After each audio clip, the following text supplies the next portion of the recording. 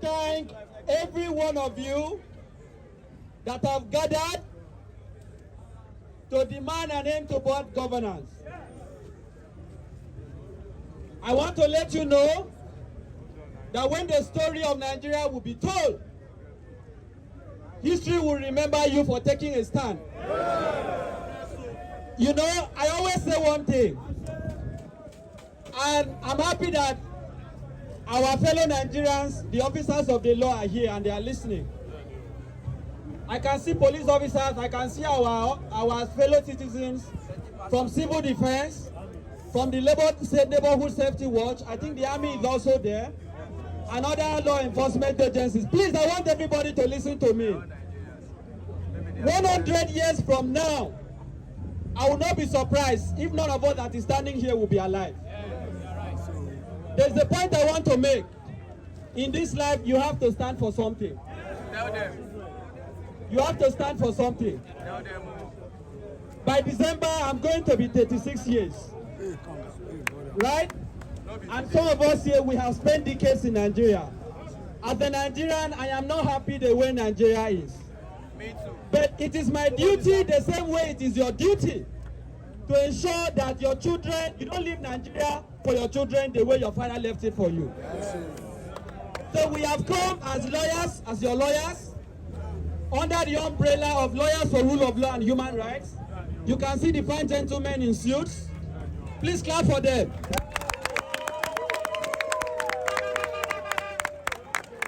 We have come to let you know that your fundamental rights to freedom of expression and peaceful assembly will be protected.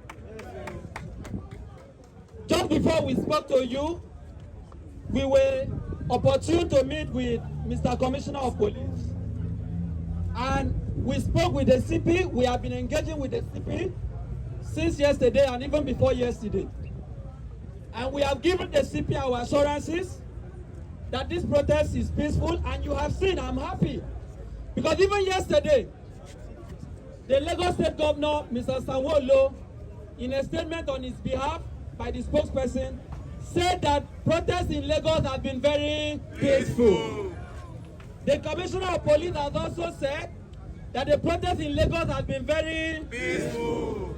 However, we were worried that despite the peaceful nature of the protests, some of our brothers are being arrested, some of our sisters are being arrested.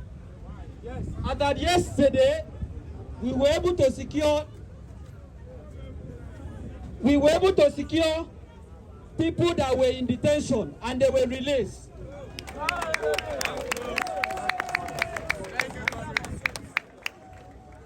And this afternoon, as I speak to you, 12 protesters were being detained at Panti. Some of our colleagues' lawyers are there. Hello? Please don't be distracted. Some of our colleagues are there. And the Commissioner of Police, in our presence, has given an order for their immediate release.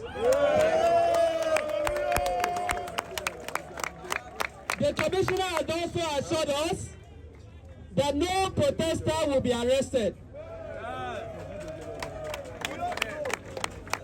But we want to assure you that in the event of any arrest or anybody being taken to court, we have no less than 50 lawyers that are ready to defend you free of charge.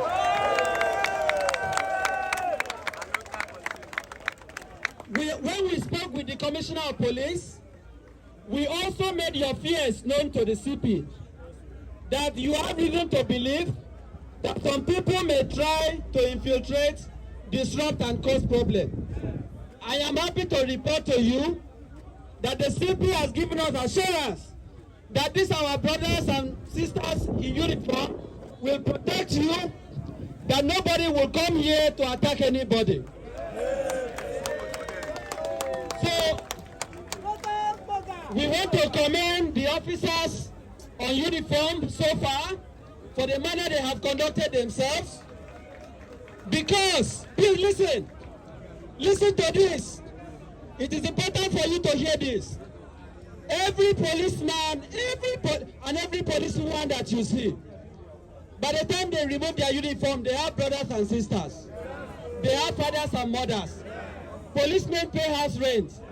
Policemen buy it from the same market that we buy. So what is affecting us is also affecting them.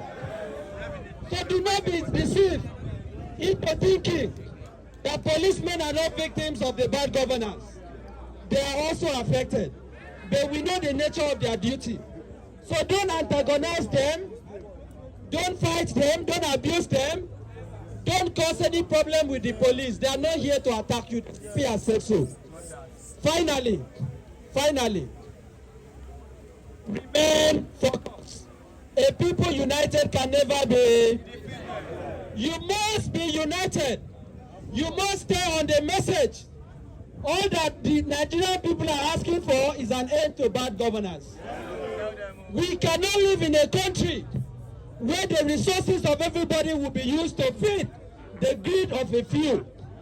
We cannot live in a country where Nigerians cannot eat, but our lawmakers are collecting millions and millions every month.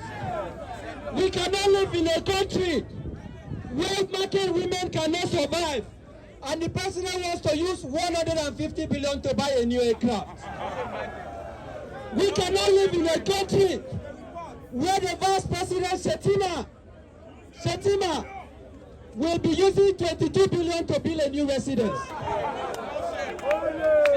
Was Professor Sibanjo living in Sambisa Forest?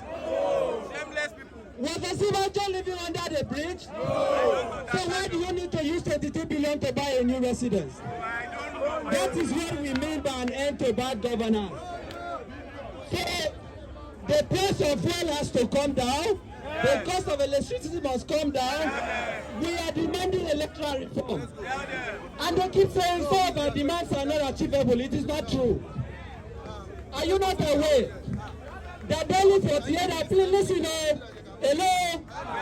Barely 48 hours ago, the Senate and the House of Reps summoned an emergency session to pass a new budget for the president. Less than 24 hours. So they don't need more than 1 day to send a new bill to the National Assembly to amend the Electoral Act, so that electronic transmission of results will be compulsory. Is that not what we are asking for? Is that not what we are asking for? It is not too much. So there has to be an end to bad governance. Tinubu can leave Nigeria today, like I said yesterday. All the lawmakers can travel. The ministers, the commissioners, but most of us here cannot leave Nigeria. So we are trapped in Nigeria. And that is why we have a duty to make Nigeria a better place. Abinobiso, Alota Container.